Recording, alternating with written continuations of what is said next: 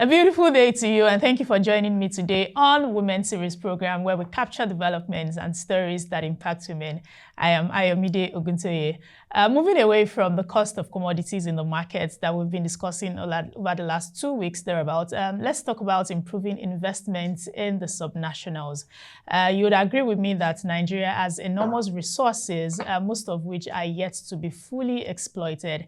It has been reported that apart from oil, Nigeria's other natural resources include natural gas, tin, iron ore, coal, limestone, lead, zinc, and arable land that are worth billions of dollars. There is no denying also that the fact that tremendous opportunities for foreign direct investments, that's the FDI, exist in industries such as agriculture, natural resources, tourism, consumer goods, textile, and even entertainment, which we're so proud of in Nigeria. However, there's been some declining rates in investments in Nigeria. What are the causes of this? And despite the declining rates, our subnationals positioned to attract investments amidst Nigeria's declining FDI figures. That's what we want to talk about today. And we are going up north today. I'm super excited about this. And we want to hear from the Director General of the Jigawa State Investment Promotion Agencies, Mrs. Furera Isma Jumare. Hello, Ma. Good morning. How are you doing? Good morning, and thank you very much for having me here. It's a pleasure. It will be a pleasure having this discussion with you. Pleasure is all mine. Thank you so much for granting us this interview. It's so great to have you. And how is Jigawa State today? Jigawa is doing very well. Our weather is great today. Unfortunately, we've had some flooding around certain areas. But well, that's climate change for you. Definitely, yeah. Yeah, but let's quickly go straight into what we want to talk about today. We're talking about investments and at the subnational levels.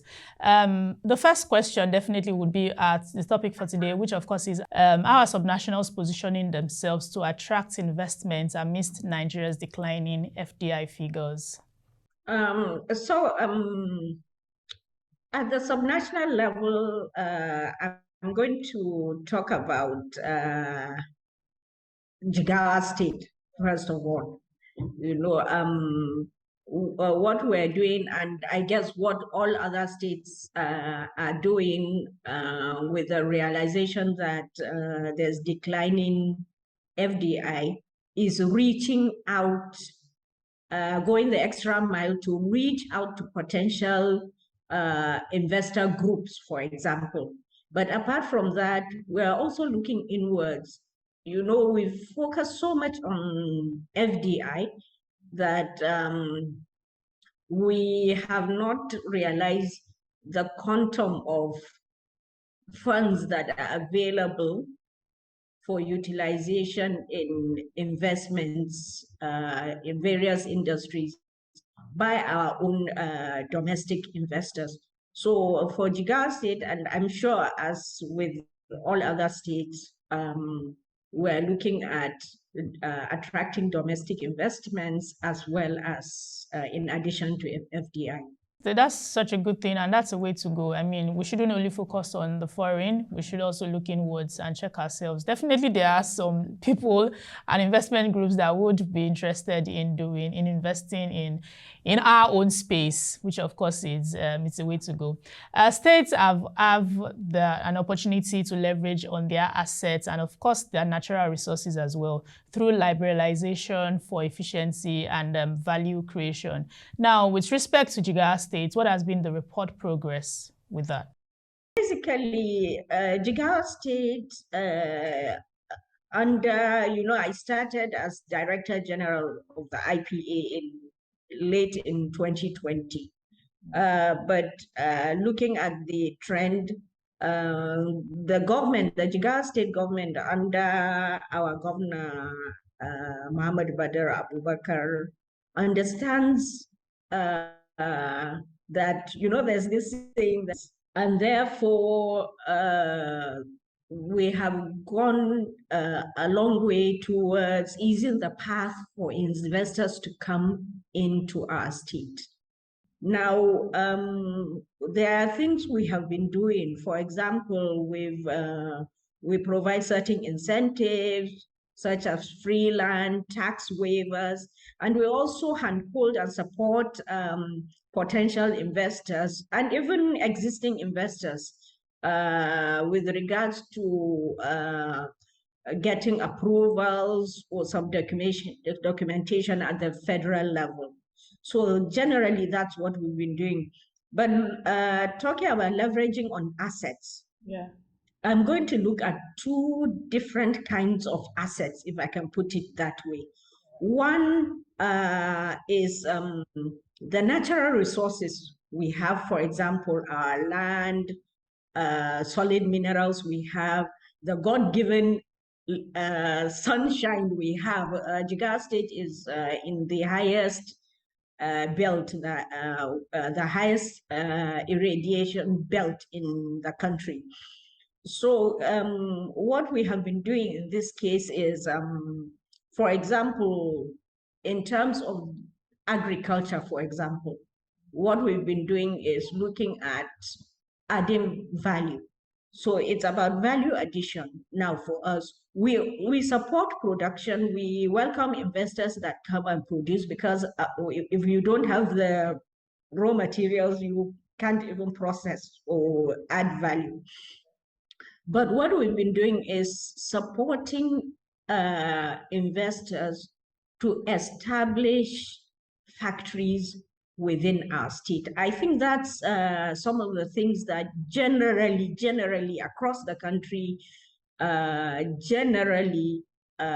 we tend to miss out. That is ensuring that our raw materials are processed on our land, if I can put it that way, so that our own states or our own communities will benefit economically and even in terms of employment generation.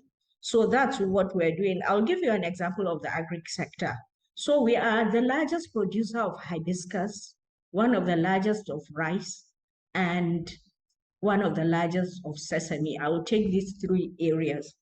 Wow. So with rice, what we've been doing is we started even for small scale farmers so that we changed their mindset towards commercial farming apart from subsistence farming. What the governor did is begin a scheme called the rice cluster farming, clustering farmers into 50-hectare plots, where provided with inputs such as quality seeds and fertilizer, but also with extension services.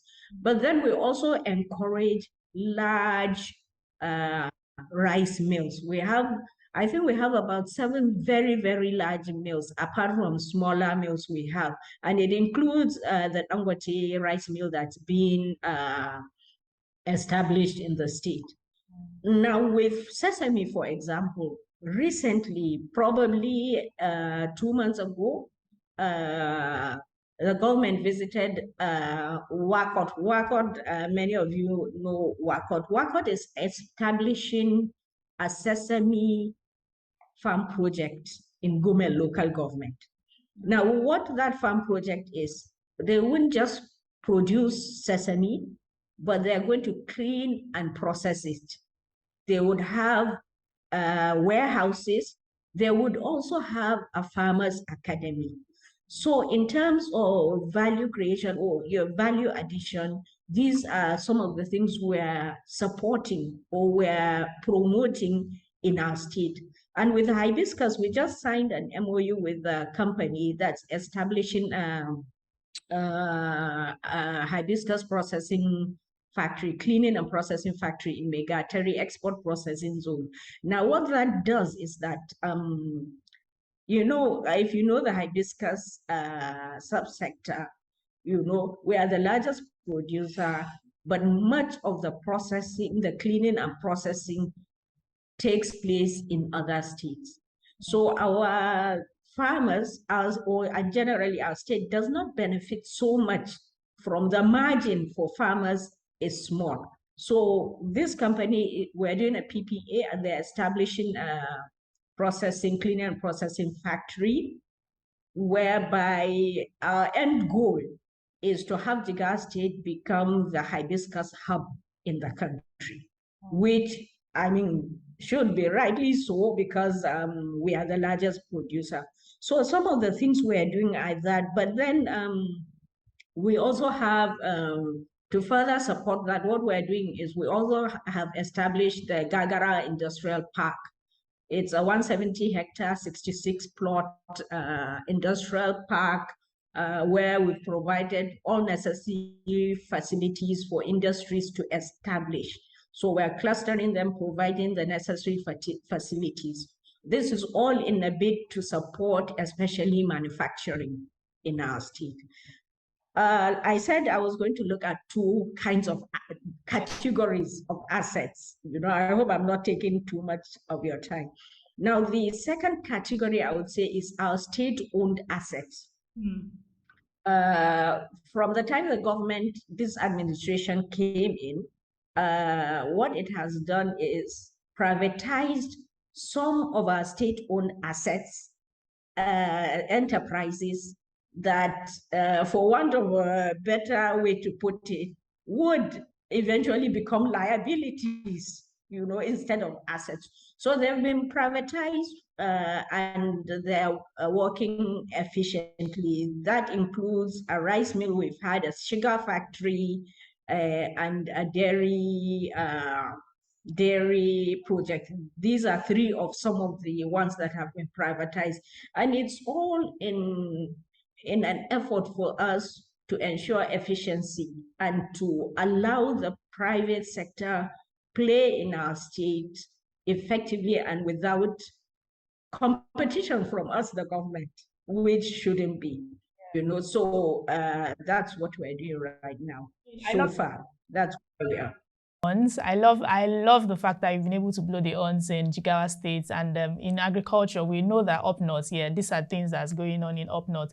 And also you've been able to identify the fact that there's a level of public and private partnership in the states, which we'll love to see. Now, in terms of the ease of doing business and achieving a one-stop investment hub, how has InvestJigawa, as I love to call it, fared so far? And how is the agency also partnering with the Nigerian Investment Promotion Commission, that's the NIPC? Okay, so what we're doing is, in terms of ease of doing business, one thing I always proudly say is, since 2010, we have ranked one of three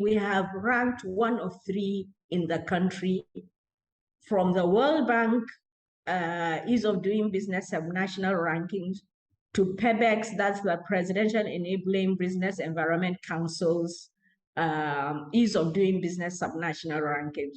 So we've ranked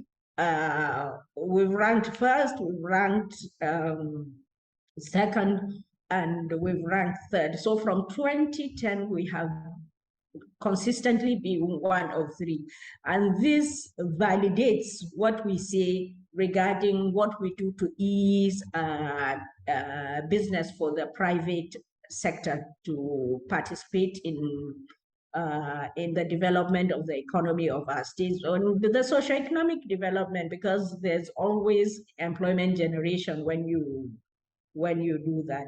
And so we mop up the unemployed youth, and that is one of our goals. Unemployment is high in the country in general, and that the important thing is to give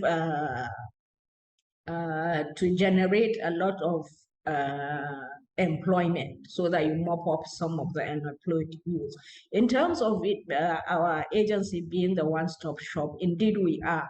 So one of our mandates is being the one-stop shop for investments in Jigawa State. So what we do is, from initiation to operations, we support investors. So in summary, what we do is, once an investor comes in, we work with that investor until the company establishes in the state. And often we have what we call the investment appraisal committee, the membership of which cuts across various agencies. I am the chairperson. Membership cuts across various agencies like agriculture, environment, our farmers and herders board, and I think that's where we are able to manage certain conflict situations because we have a farmers herders board. So that investment appraisal committee reviews potential investment, and we handhold such investors until they establish and continue on supporting them for the life of their projects through what we call aftercare services. Thank you. Wow, that's interesting. But you've been able to say, I mean, you blew your horn the other time. You spoke about numerous things that are going on in Jigawa State, from agriculture also to public-private partnership.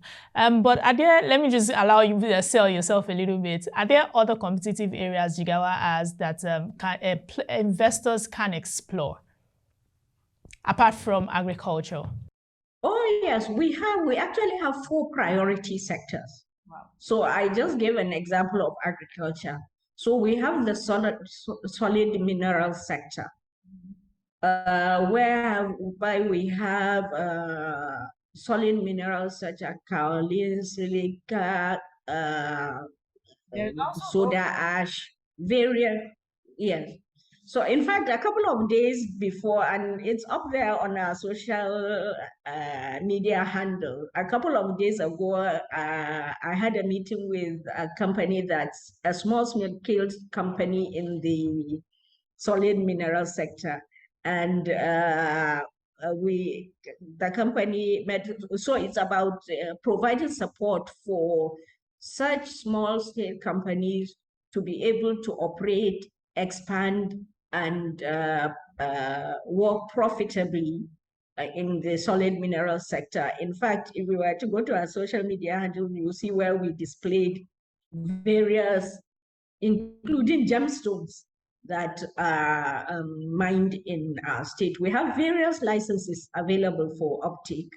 The solid minerals sector is managed by, we have the Solid Minerals Agency, but we also have the Jigawa State granite factories in Nigeria called the VGC Vanguard, because we have a lot of granite here. So on renewable energy, that's one of the areas we're really hoping that will expand. In March, we adopted our off-grid solar policy.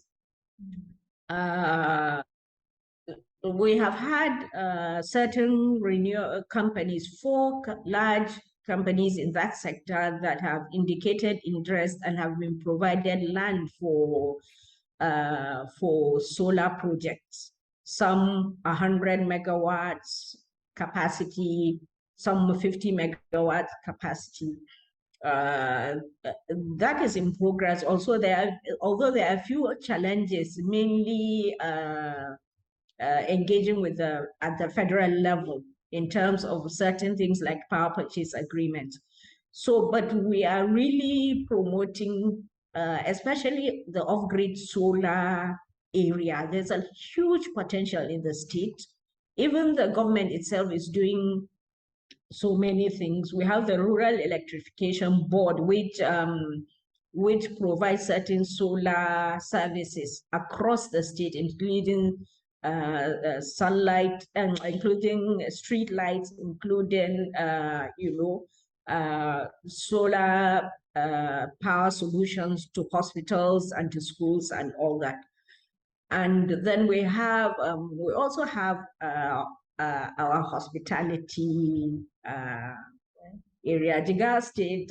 If you were to visit Jigawa State, you'll understand we have beautiful landscapes, beautiful water bodies. We have the Baturia, what they call the Baturia Park, where during the winter, birds all migrate to that place around Hadija.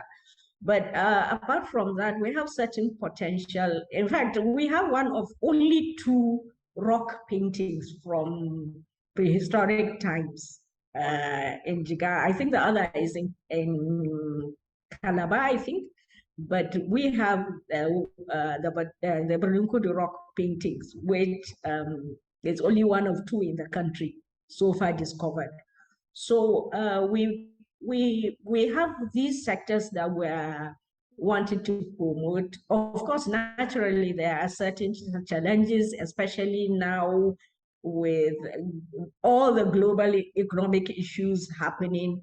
But that's why in the beginning I said, apart from FDI, we are still looking for FDI, but we're also focusing on domestic markets. And we're also promoting manufacturing. We're taking light manufacturing as a sector, as a priority area itself, because we have a lot of potential in terms of processing raw materials in under light manufacturing facilities. So these are some of the things we're doing. Wow, that's interesting. I mean, it's so interesting to note that all of these things is happening from tourism to solid minerals, and it's quite interesting, to agriculture. It's quite enormous, and we're happy to hear this report from you. And now let's move away from Jigawa State and talk about you as a woman holding a significant position at the subnational level. Wow. I remember that the last time I saw you, I mean, when you were speaking, I was looking up to you and looking at, oh my goodness, I really love this woman. And I'm sure that quite a number of women also look up to you and want to aspire to become a leader someday. So what is your charge to young women, especially who aspire to be leaders in the future? So what I say generally is, first of all, let me confess that I too, growing up as a woman, really didn't focus on getting to certain leadership roles in society. So what I tell women is generally, generally just relax, but something is, as you wade and navigate through the waters of your working life or whatever vocation you're taking up, there are certain things you should do. First of all, you should remain focused. I've always been focused and I've always been serious. For a lot of women, we think we can't. But the thing is to even believe that we can compete with men. So one thing I know is it's important for you from the outset to believe that you can do it if men can do it. And so be focused. But there's something that is important. You're not going to sit down, relax, sit back on your seat or on your couch and expect for leadership roles in terms of certain positions to be thrown in your laps. You need to network. You need to have membership of certain associations. You need to network.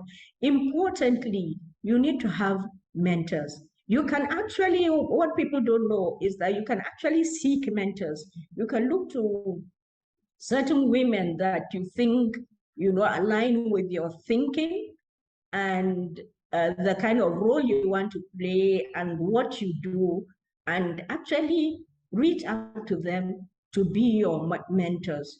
Otherwise, you will just be like a rudderless ship, on the seas. But apart from that, self-development is important. If I told you the number of courses I have taken, paid for by myself,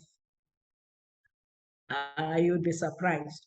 But, looking at the trajectory of my career, I knew that I had to do certain things.